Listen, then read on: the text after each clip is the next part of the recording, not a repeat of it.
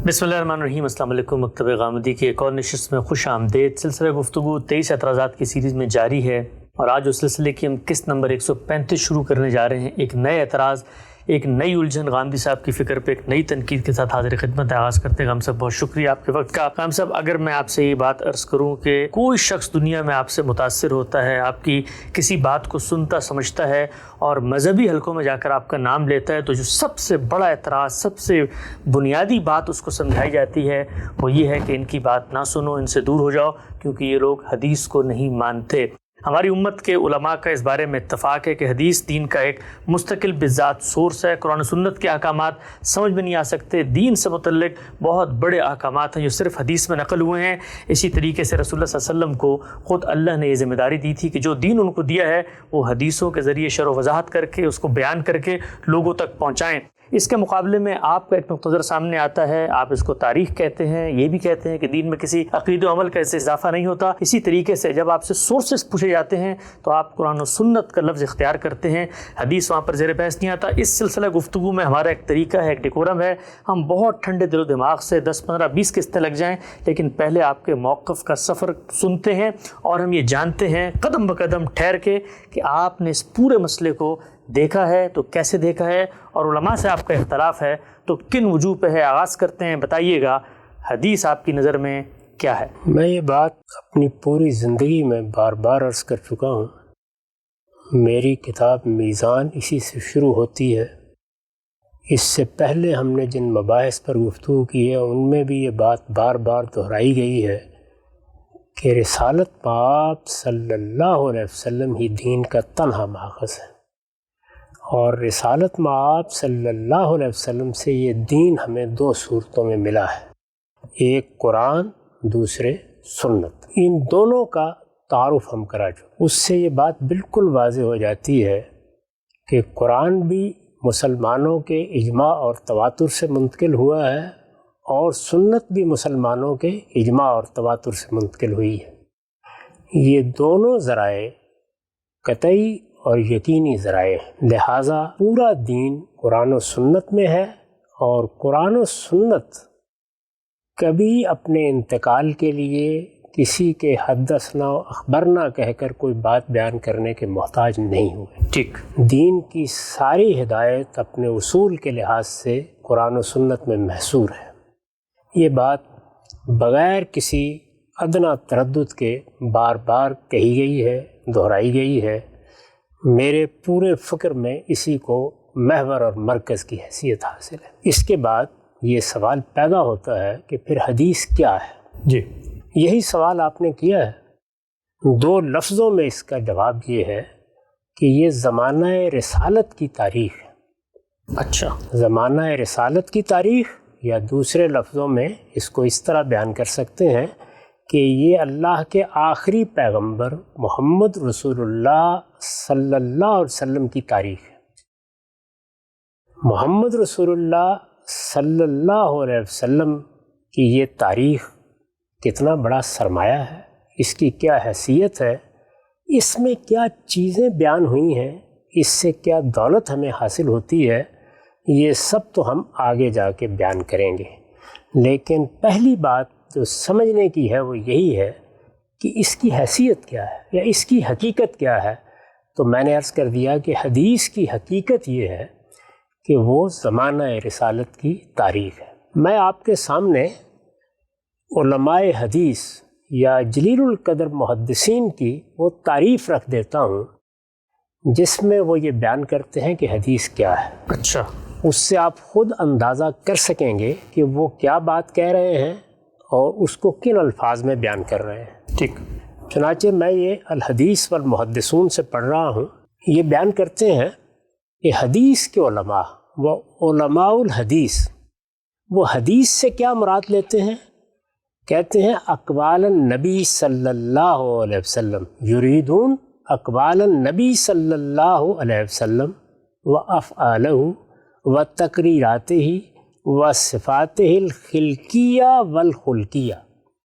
अब ज़रा एक एक चीज़ को सुनिए। नबी सल्लल्लाहु अलैहि वसल्लम के अक़वाल, نبی صلی اللہ علیہ وسلم کے افعال، نبی صلی اللہ علیہ وسلم نے کسی چیز کو برقرار رکھا، اس کو تقریر کہتے ہیں۔ نبی صلی اللہ علیہ وسلم کی شخصیت ظاہر ہے کہ ایک قالب رکھتی تھی، اس میں کیا صفات تھی؟ یعنی آپ کا روح مبارک، آپ کی زلفیں، آپ کا چلنے کا انداز، آپ کا لباس، والخلقیہ اور سیرت، کردار، آپ کی اخلاق کی صفات کیا تھی؟ وسیرہ ہوا مغازیہ، آپ کی زندگی کے کیا واقعات تھے جو پیش آئے؟ بہت سے مغازی ہوئے، یعنی بہت سی جنگیں ہوئیں، غزوات ہوئے، ان میں کیا احوال پیش آئے؟ وبعض اخبار ہی قبل البعثہ، یہاں تک کہ جب ابھی وہ پیغمبر نہیں بنائے گئے تھے اس وقت کی کیا اخبار ہے، اس وقت کی کیا معلومات حاصل ہوتی ہیں۔ اس کی مثال دیتے ہیں، مثل تہنس ہی فی غار حرا و مثل حسن سیرت ہی، جیسے یہ بتایا جائے محمد رسول اللہ صلی اللہ علیہ وسلم غار حرا میں جا کر عبادت کیا کرتے تھے، یا اس زمانے میں اللہ کے اس پیغمبر کی، جبکہ ابھی وہ پیغمبری کے منصب پر فائز نہیں کیا گیا، کیا سیرت تھی، کیا کردار تھا۔ کہتے ہیں یہاں تک کہ یہ چیزیں بھی اس میں بیان ہوں گی کہ مثل انہ کان امیا لا یقرأ ولا یکتب، کہ وہ ایک امی تھے جو نہ پڑھ سکتے تھے نہ لکھ سکتے تھے۔ وَأَنَّهُ عُرِفَ بِالصِّدْقِ وَالْأَمَانَةِ، اور یہ ہے کہ لوگ ان کو نبوت سے پہلے بھی صادق اور امین سمجھتے تھے۔ وَمَا إِلَى ذَلِكَ مِن صِفَاتِ الْخَيْرِ وَحُسْنِ الْخُلُقِ، اسی طرح کی وہ سب چیزیں جو کسی بھی شخصیت کے صفات کو بیان کرتی ہیں، اس کے حسن خلق کو بیان کرتی ہیں۔ یہ علماء حدیث کی، محدثین کی تعریف ہے، یعنی وہ کہتے ہیں یہ ہے حدیث۔ اب میں آپ سے عرض کرتا ہوں کہ اسی تعریف کو سامنے رکھ کر اس بر صغیر کے جلیل القدر علماء میں سے ایک ایسے عالم کہ اس بر صغیر کی پچھلی صدی کے علماء کی، اکابر علماء کی جو فہرست بھی بنائی جائے گی ان کے نام سے خالی نہیں ہو سکتی، مولانا مناظر احسن گیلانی، وہ اپنی تدوین حدیث میں اس حقیقت کو کس طرح واضح کرتے ہیں۔ میں اس کے چند اقتباسات آپ کے سامنے رکھ رہا ہوں۔ وہ لکھتے ہیں، دنیا کی تاریخ کے ایک عظیم الشان، حیرت انگیز، انقلابی حصے کا نام سچ پوچھیے تو حدیث۔ جو بات میں نے عرض کی ہے دنیا کی تاریخ کے، یہ سنیے اس کو کیسے بیان کرتے ہیں۔ میں یہ تدوین حدیث سے پڑھ رہا ہوں، اس کی بالکل ابتدا میں یہ صفحہ 4 سے عبارت شروع ہوتی ہے۔ دنیا کی تاریخ کے ایک عظیم الشان، حیرت انگیز، انقلابی حصے کا نام سچ پوچھیے تو حدیث ہے۔ میرا مطلب یہ ہے کہ جن انقلابات و حوادث سے گزر کر نسل انسانی موجودہ حالت تک پہنچی ہے، ان میں ایک ایسا واقعہ جس نے کسی خاص شعبہ حیات ہی میں نہیں بلکہ مذہبی، سیاسی، معاشرتی، اخلاقی تمام شعبوں میں انسانیت کا رخ پلٹ دیا، جس سے زمین کا کوئی خاص حصہ نہیں بلکہ بلا مبالغہ مشرق و مغرب دونوں متاثر ہوئے، ہو رہے ہیں اور ہوتے رہیں گے۔ ماضی کے اس مدہش حیرت انگیز واقعے کی تاریخ یا تفصیلی بیان کا نام حدیث ہے۔ اگرچہ عام طور پر مسلمانوں کی ابتدائی تاریخ سے حدیث کا تعلق قرار دیا جاتا ہے، لیکن جہاں تک واقعات و حالات کا تعلق ہے، میں حدیث کو انسانیت کی تاریخ کا ایک ایسا حصہ اور ایسا حصہ قرار دیتا ہوں جس کی صرف یہی خصوصیت نہیں ہے کہ ایک بے نظیر، عدیم المثال، عالمگیر، انقلابی عہد سے اس کا تعلق ہے، بلکہ سچ پوچھیے تو آج جس کسی کے پاس، چاہے جس قوم و امت کے ہاتھ میں بھی ماضی بلکہ حال کی تاریخ کا جو حصہ ہے، وہ وثوق و اعتماد میں تاریخ کے اس محفوظ حصہ یعنی حدیث کا مقابلہ نہیں کر سکتا۔ یہ پہلے انہوں نے مقدمہ قائم کیا ہے۔ اس کے بعد کہتے ہیں، فن حدیث کے سب سے بڑے امام امام الائمہ حضرت امام بخاری رحمۃ اللہ علیہ نے اپنی کتاب کا جو نام رکھا ہے، اگر اسی پر غور کر لیا جائے تو بآسانی سمجھا جا سکتا ہے کہ میں نے جو کہا ہے یہ کوئی نئی بات نہیں ہے، بلکہ سمجھنے والوں نے ہمیشہ اسی فن کو یعنی حدیث کو اسی نگاہ سے دیکھا ہے، یعنی وہ اس کو ہمیشہ تاریخ ہی سمجھتے رہے ہیں۔ امام بخاری رحمۃ اللہ علیہ کی کتاب آج تو صرف بخاری شریف کے نام سے مشہور ہے، لیکن یہ اس کتاب کا اصلی نام نہیں ہے، بلکہ خود حضرت امام رحمۃ اللہ علیہ نے اپنی کتاب کا نام الجامع الصحیح المسند المختصر من امور رسول اللہ صلی اللہ علیہ وسلم و سننہ و ایام ہی رکھا ہے۔ اس نام میں امور اور ایام کے الفاظ قابل غور ہیں، یعنی اس نام کو اگر آپ ترجمہ کیجئے تو مطلب یہ بنے گا کہ یہ رسول اللہ صلی اللہ علیہ وسلم کو پیش آنے والے معاملات، آپ کے طریقوں اور آپ کے زمانے میں جو حالات درپیش ہوئے ان سب کا مرکہ ہے، ان سب کا بیان ہے، اور یہ جامع کتاب ہے، یہ روایت کے لحاظ سے صحیح اور مسند ہے اور نہایت مختصر ہے۔ الجامع الصحیح المسند المختصر من امور رسول اللہ صلی اللہ علیہ وسلم و سننہ و ایامہ، اس میں امور اور ایام کے الفاظ قابل غور ہیں، جن سے صاف معلوم ہوتا ہے کہ حدیث کی صحیح تعریف امام بخاری کے نزدیک ان تمام امور کو حاوی ہے جن کا کسی نہ کسی حیثیت سے حضرت صلی اللہ علیہ وسلم سے تعلق ہو۔ آگے ایام کے لفظ نے، پہلے امور کا لفظ آیا، آگے ایام کے لفظ نے تو اس کی تعریف کو اور بھی وسیع کر دیا، یعنی وہی بات جو میں نے عرض کی تھی کہ فن حدیث دراصل اس عہد اور زمانے کی تاریخ ہے جس میں محمد رسول اللہ صلی اللہ علیہ وسلم جیسی ہماگیر عالم پر اثر انداز ہونے والی ہستی انسانیت کو قدرت کی جانب سے عطا ہوئی۔ بہرکیف اگر اصطلاحی جھگڑوں سے الگ ہو کر پھل سے درخت کے پہچاننے کے اصول کو مد نظر رکھا جائے تو حدیث کے موجودہ ذخیرے پر سرسری نظر ڈالنے کے بعد بھی ایک معمولی آدمی اس بات کا اندازہ کر سکتا ہے کہ حدیث کی صحیح حقیقت اور اس کی واقعی تعریف وہی ہو سکتی ہے جس کی طرف امام بخاری نے اپنے کتاب کے نام میں اشارہ فرمایا ہے اور میں نے جس کی تشریح کی۔ اس طرح بر صغیر کے اس جلیل القدر عالم نے نہ صرف یہ کہ حدیث کی حقیقت بالکل درست بیان کر دی ہے، بلکہ اپنی بات کی تائید میں اس فن کے سب سے بڑے امام کی شہادت بھی پیش کر دی۔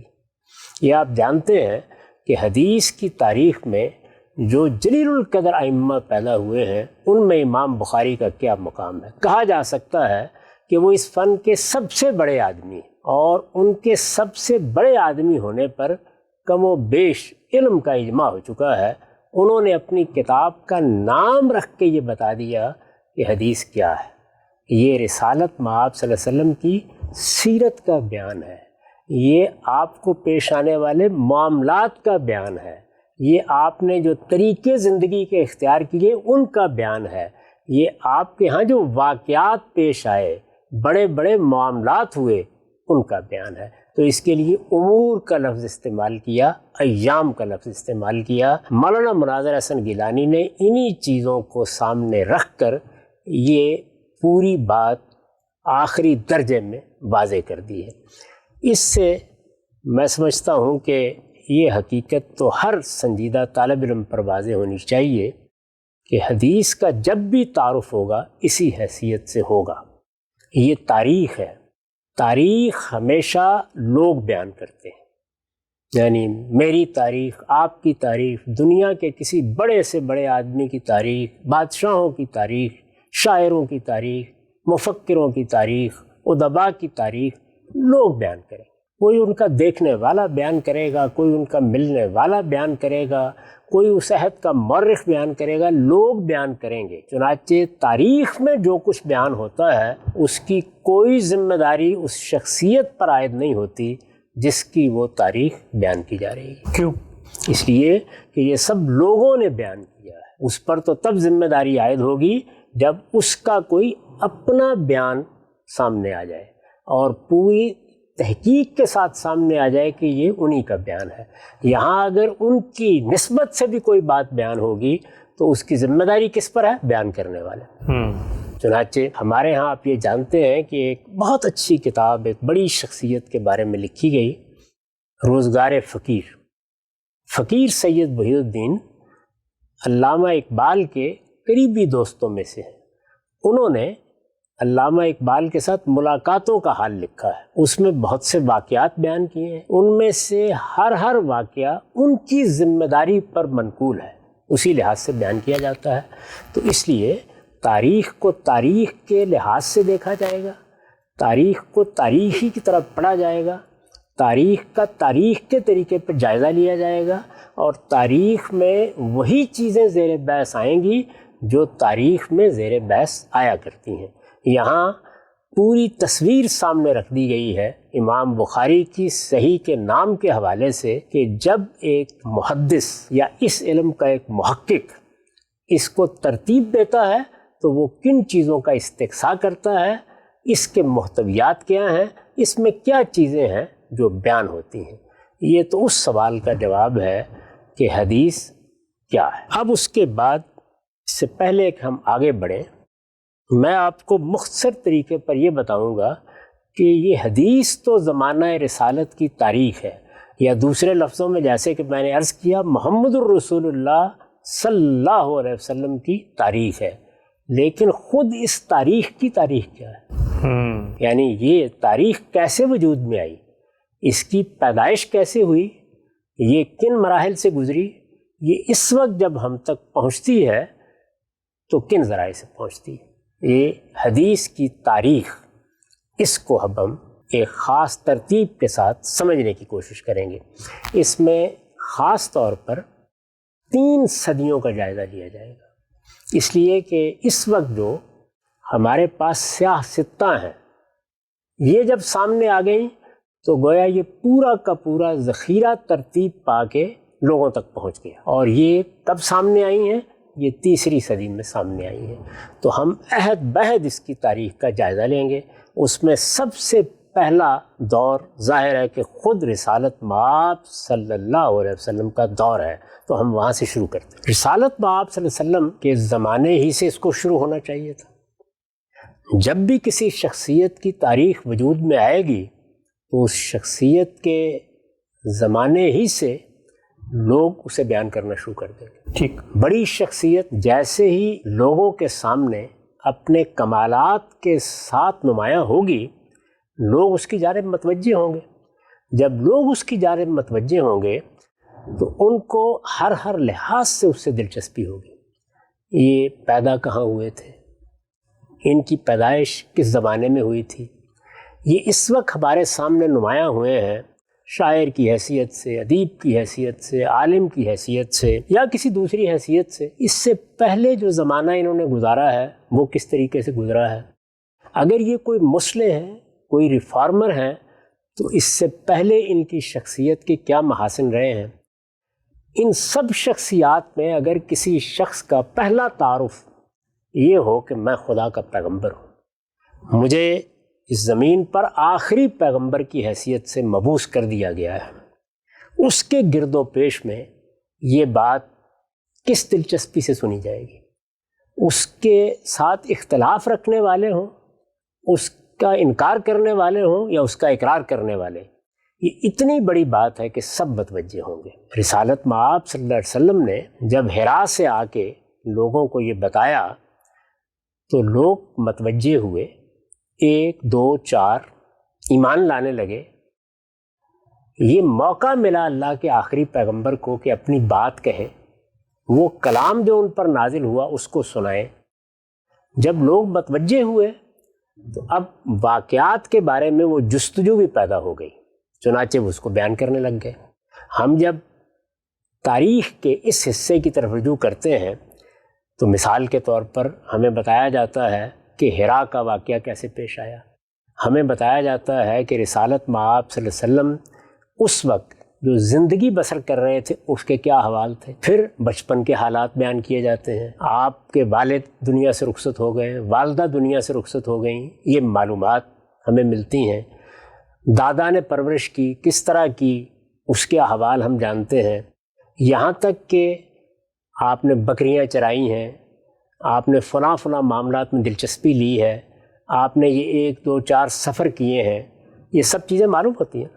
یہ انہی لوگوں نے بتائی ہیں جو آپ پر ایمان لائے، ان کو آپ کی شخصیت سے دلچسپی پیدا ہوئی اور انہوں نے ان واقعات کو نہ صرف یہ کہ خود جانا بلکہ دوسروں کے سامنے بھی بیان کرنا شروع کر دیا۔ تو اس طرح پہلے دن ہی سے یہ چیز زبانی روایت کی صورت میں بیان ہونا شروع ہو گئی۔ ٹھیک، اندازہ کیے نا کہ جب رسالت مآب صلی اللہ علیہ وسلم مکے میں تھے تو مکے کے لوگ تو شب و روز سے واقف تھے، ان کو معلوم تھا کہ آپ کی پیدائش کب ہوئی ہے، ان کو معلوم تھا آپ کا خاندان کیا ہے، لیکن وہ لوگ جو باہر سے سن کر آتے تھے، اور اب ہم جانتے ہیں تاریخی روایات میں بیان ہوا ہے کہ باہر کے قبائل سے لوگ آ جاتے تھے، وہ تنہا بھی آ جاتے تھے، 1 فرد 2 افراد، اور بعض اوقات وفد بنا کے آ جاتے تھے، یہاں تک کہ مکے ہی میں ہمیں معلوم ہے کہ مسیحیوں کے بعض وفود ان علاقوں سے آئے جہاں عرب کے قریب مسیحی آباد تھے جی، اور وہ آ کے ایمان لائے۔ اس طرح کے لوگ جب یہ سن کر باہر سے آئے ہوں گے کہ یہاں ایک شخص نے نبوت کا دعویٰ کیا ہے، آخری نبوت کی بعثت ہو گئی ہے، تو انہوں نے آ کے معلومات کی ہوں گی نا، انہوں نے بھی آ کے جانا ہوگا، تو جب وہ یہ جانیں گے تو اپنے وطن میں جا کر بیان نہیں کریں گے، یعنی وہ سب چیزیں بیان کریں گے جو میں نے ابھی آپ کو علماء حدیث کی تعریف میں پڑھ کے سنا۔ بالکل ٹھیک۔ صورت کیا تھی، شخصیت کیسی تھی، بیٹھتے کس طرح ہے، اٹھتے کس طریقے سے، معاملہ کیسے کیا، ہماری میزبانی کس طریقے سے کی، ہم نے آپ کو دیکھا کہاں، سب بیان کریں گے۔ جی، یہ یاد ہوگا آپ کو کہ راہ چلتے ہوئے جب ہجرت کا سفر تھا تو ایک خاتون کی بکریوں کا دودھ دہا ہے، اس نے کس طریقے سے تصویر کھینچ دی ہے کہ وہ کیا شخصیت تھی جس سے میری ملاقات ہوئی۔ جی، تو یہ انسان کا فطری پہلو ہے، یعنی وہ جس شخصیت سے متعلق ہوتا ہے اس کی زبان سے اس کے واقعات بیان ہونا شروع ہو جاتے ہیں، اس سے ملاقاتوں کا احوال بیان ہونا شروع ہو جاتا ہے، اس کی شخصیت کی وہ تصویریں کھینچتا ہے۔ ہم لوگوں نے جن بزرگوں سے علم حاصل کیا ہے، ہم گاہے گاہے ان کا ذکر کرتے ہیں، بار بار ذکر کرتے ہیں، مجالس میں بیٹھے ہوئے ذکر کرتے ہیں، اپنے شاگردوں سے ذکر کرتے ہیں، اپنے خاندان کے لوگوں سے ذکر کرتے ہیں، ان کے واقعات سناتے ہیں۔ تو یہی معاملہ خدا کے آخری پیغمبر کے بارے میں بدرجۂ اتم ہوگا، چنانچہ ایمان لانے والے لوگوں نے اس کو بیان کرنا شروع کر دیا۔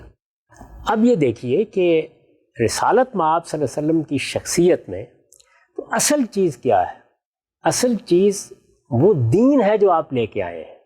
اس دین کا ایک پہلو تو ہم بیان کر چکے کہ وہ دین عقائد اعمال کا مجموعہ ہے، یہ بیان کر چکے، وہ قرآن و سنت میں بیان ہو گیا ہے، لیکن اس دین کا سب سے بڑا اور سب سے پہلا عالم کون ہے؟ وہی پیغمبر جو وہ لے کے آیا ہے۔ تو ہر شخص کو رسالت مآب صلی اللہ علیہ وسلم کے علم سے بھی دلچسپی ہوگی۔ بالکل۔ علم کیا ہے؟ اس وقت ہم دین کا عالم کسے کہتے ہیں؟ یعنی ان لوگوں کو جو ہمیں قرآن سمجھائیں، جو ہمیں رسالت مآب صلی اللہ علیہ وسلم کی باتیں سمجھائیں، جو ہمیں سنت کی تعلیم دیں، جو ہمارے سوالوں کا جواب دیں، جو ہمارے اعتراضات دور کریں۔ یہی کام پہلے دن سے رسالت مآب صلی اللہ علیہ وسلم بھی کریں گے، اور جب کریں گے تو اس سے کیا چیز وجود میں آئے گی؟ دین کا علم وجود میں آئے گا۔ دیکھیے، ایک ہے دین، وہ عقائد و اعمال کا مجموعہ ہے، ہم عرض کر چکے کہ وہ قرآن و سنت میں بیان ہو گیا اور اسی میں محصور ہے۔ جی۔ ایک چیز ہے دین کا علم، یعنی جس علم کے ساتھ اب بھی علماء پیدا ہوتے ہیں، تو رسالت مآب صلی اللہ علیہ وسلم کا علم بھی لوگوں تک پہنچے گا۔ جب علم لوگوں تک پہنچے گا تو اس کو بھی وہ آگے بیان کریں گے، یعنی کوئی شخص سوال کرے گا، رسالت مآب صلی اللہ علیہ وسلم اس کا جواب دیں گے، کوئی شخص اعتراض کرے گا، پہلے دور میں تو اعتراضات بھی بہت ہوئے ہیں، جی، رسالت میں آپ صلی اللہ علیہ وسلم اس کو رفع کریں گے، سننے والا اس کو سنے گا، اپنی بستی میں جائے گا، اپنے گھر والوں کے پاس جائے گا، بیان کرے گا. ٹھیک. یہ چیز فطری طور پر ہونا شروع ہو جاتی ہے. رسالت میں آپ صلی اللہ علیہ وسلم نے بھی یہ دیکھا ہوگا کہ میرے گرد و پیش میں لوگ یہ سب بیان کر رہے ہیں. میں پھر عرض کر دوں کہ نہ اس کے لیے کسی کو ترغیب دینے کی ضرورت ہے، نہ اس کے لیے کسی کی ذمہ داری لگانے کی ضرورت ہے. یہ تو خود بخود ہونا ہے، یعنی اس کو روکا ہی نہیں جا سکتا. لیکن میں اب آپ کے سامنے رسول اللہ صلی اللہ علیہ وسلم کے بعض ارشادات رکھتا ہوں جس سے آپ کو اندازہ ہوگا کہ آپ نے اس کی تحسین فرمائی کہ لوگ اگر کوئی میری زبان سے ایسی بات سنتے ہیں جو دوسروں تک پہنچنی چاہیے تو وہ پہنچائیں اس کو. یہ ایسے ہی ہوگا. یہ اس وقت بھی ہر عالم کی خواہش ہوتی ہے. یعنی جو آدمی بھی دین کا عالم ہے وہ کتاب کس لیے لکھتا ہے؟ اسی لیے لکھتا ہے نا کہ لوگ اس کو پڑھیں. وہ تعلیم کس لیے دیتا ہے؟ اسی لیے دیتا ہے کہ لوگ اس سے فائدہ حاصل کریں. وہ تقریر کرتا ہے، دعوت دیتا ہے، سوالوں کے جواب دیتا ہے، تو اسی لیے دیتا ہے. تو رسالت میں آپ صلی اللہ علیہ وسلم نے بھی لوگوں کو توجہ بھی دلائی اور تحسین بھی کی اور حوصلہ افزائی بھی فرمائی. میں آپ کے سامنے یہ سنن ابن ماجہ ہے، اس کا ایک باب رکھتا ہوں جس میں وہ بیان کرتے ہیں کہ رسالت میں آپ صلی اللہ علیہ وسلم نے کس طرح حوصلہ افزائی فرمائی کہ میری بات جو لوگ سنتے ہیں، ظاہر ہے کہ ایک تو آپ کے واقعات ہیں، حوادث ہے، ایام ہے، وہ چیزیں جو پیش آ رہی ہیں، یہ آپ کی شخصیت ہے، آپ کا سراپا ہے. ایک یہ کہ آپ کا علم. تو جو لوگ اس کو سنتے ہیں وہ اس کو پہنچائیں، اور اگر پہنچائیں گے تو یہ کتنی غیر معمولی بات ہوگی. چنانچہ میں یہ جو روایتیں ہیں یہ ایک سے زیادہ ہیں. ان میں سے ایک روایت آپ کے سامنے رکھ دیتا ہوں جس میں اس مدعا کو سب سے زیادہ مختصر الفاظ میں بیان کر دیا گیا ہے. جی. نبی صلی اللہ علیہ وسلم نے فرمایا نضر اللہ عمرن سمع منا حدیثا فبلغہ. دوسری جگہ سمع مقالتی فبلغہا، یعنی اللہ تعالیٰ اس شخص کو ہمیشہ تر و تازہ رکھے جس نے مجھ سے کوئی بات سنی، سمع منا حدیثا. سمع مقالتی، جس نے میری بات سنی، مقالہ بھی اسی کو کہتے ہیں، پھر اس نے اس بات کو دوسروں تک پہنچا دیا. یعنی بات سنی، محسوس کیا کہ یہ بات تو بڑی قیمتی ہے، یہ بڑا علم ہے، اس کو دوسروں تک پہنچا دیا. تو فرمایا فرب مبلغ احفظ من سامعین، اس لیے کہ کتنے وہ لوگ ہیں جن تک کوئی بات پہنچائی جاتی ہے تو وہ پہلی مرتبہ سننے والے سے زیادہ بہتر طریقے سے اس کو محفوظ رکھتے ہیں. سبحان اللہ. اچھا.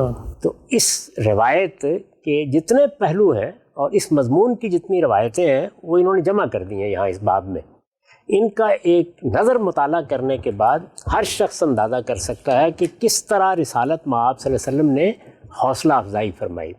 اس کا منتہائی کمال جو اسی باب میں بیان ہوا ہے وہ رسالت میں آپ صلی اللہ علیہ وسلم کا خطبہ حجۃ الوداع ہے. جب وہ خطبہ دیا گیا تو اس موقع پر بھی آپ نے کیا فرمایا؟ الا لیبلغ شاہد الغائب. اس وقت جو لوگ میرے سامنے موجود ہیں وہ ان لوگوں کو پہنچائیں جو نہیں آ سکے. یعنی صحابہ کرام کی تو ایک بڑی تعداد تھی، ان میں سے بہت بڑی تعداد آئی اس خطبے کو سننے کے لیے، لیکن ایسے بھی تھے کہ جو نہیں آ سکے. تو آپ نے فرمایا پہنچائیں. اس موقع پر بھی یہی فرمایا فَإِنَّهُ رُبَّ مُبَلَّغٍ يُبَلَّغُهُ أَوَّلَهُ مِنْ سَامِعٍ. اس لیے کہ کتنے وہ لوگ ہیں کہ جن کو کوئی بات پہنچائی جاتی ہے اور وہ اس کو زیادہ بہتر طریقے پر محفوظ رکھتے ہیں اس شخص سے بھی جس نے اس کو پہلی بار سنا ہوتا ہے. تو اس سے آپ اندازہ کر سکتے ہیں کہ رسالت میں آپ صلی اللہ علیہ وسلم نے بھی اس کی اہمیت کس طرح بیان فرمائی اور لوگوں کو توجہ دی کہ یہ میرا علم ہے، یعنی میری زندگی کے حالات، میرے واقعات، یہ سب چیزیں بھی اپنی اہمیت رکھتی ہیں لیکن یہ میرا علم ہے. تو اس کو بھی اگر کوئی پہنچاتا ہے تو اللہ اسے ہمیشہ تر و تازہ رکھے، اس لیے کہ یہ علم دنیا کی سب سے بڑی دولت ہے. دین کا علم اس وقت بھی کوئی عالم اگر پہنچاتا ہے تو دولت حاصل ہوتی ہے. وجہ یہ کہ یہ اس ہستی کا علم ہو جس کو اللہ تعالیٰ نے آخری پیغمبر کی حیثیت سے مبعوث فرمایا تھا. اس سے تو کوئی بڑی چیز نہیں ہو سکتی جی کہ مجھے یا آپ کو رسالت میں آپ صلی اللہ علیہ وسلم کا علم مل جائے. تو لوگوں نے اپنے شوق سے اس کو سنا لوگوں نے اپنے شوق سے آگے بیان کیا، کسی نے اپنے بچوں کو بتایا، کسی نے بڑوں کو بتایا، کسی نے اپنے قبیلے میں جا کے بتایا۔ یہ معاملہ میں نے عرض کیا کہ شروع بھی ہو گیا، اور خود رسالت مآب صلی اللہ علیہ وسلم نے اس کی حوصلہ افزائی بھی فرمائی، جس میں یہ روایتیں میں نے آپ کے سامنے اس لیے پڑھ دیں کہ یہ معلوم ہو جائے کہ رسول اللہ صلی اللہ علیہ وسلم کو یہ چیز محبوب تھی، پسندیدہ تھی کہ اللہ کا دین تو پہنچ گیا، وہ تو ہر شخص تک پہنچ گیا قرآن و سنت کی صورت میں، یہ میرا علم بھی لوگوں تک پہنچتے رہنا چاہیے، اور جو لوگ اسے پہنچائیں گے ان کو اللہ تعالیٰ شادابی عطا فرمائے گا۔ ان کے لیے رسالت مآب صلی اللہ علیہ وسلم نے دعا کی ہے، نظر اللہ، یہ دعا ہے رسالت مآب صلی اللہ علیہ وسلم۔ اس کے بعد اب میں آپ کو یہ بتاؤں گا کہ پھر اس کے شیوع کے کیا کیا مواقع پیش آئے اور اس میں کیا مسائل پیدا ہوئے، جن کو سامنے رکھ کر رسالت مآب صلی اللہ علیہ وسلم نے بھی بعض ہدایات دی۔ ٹھیک، ہم سب کیا مسائل پیدا ہوئے کہ جس کے بعد رسالت مآب صلی اللہ علیہ وسلم نے بھی کچھ ہدایات دیں۔ حدیث کیا ہے، اور حدیث کو جب غامدی صاحب تاریخ قرار دیتے ہیں تو ماضی کے علماء کی روایت میں اس نقطہ نظر کو کیسے دیکھا جاتا ہے کہ ابتدائی تعارف موضوع کا سامنے حاصل ہو گیا، اور یہ بات بھی سامنے آئی کہ خود رسالت مآب صلی اللہ علیہ وسلم نے ان کے دور میں جب لوگوں نے ان کی باتیں بیان کرنی شروع کی تو کیسے ان کے لیے دعا کی سلسلہ گفتگو کو آگے بڑھائیں گے۔ وقت یہاں پہ ختم ہوتا ہے، دوبارہ حاضر خدمت ہوں گے، اب تک آپ کا بہت شکریہ۔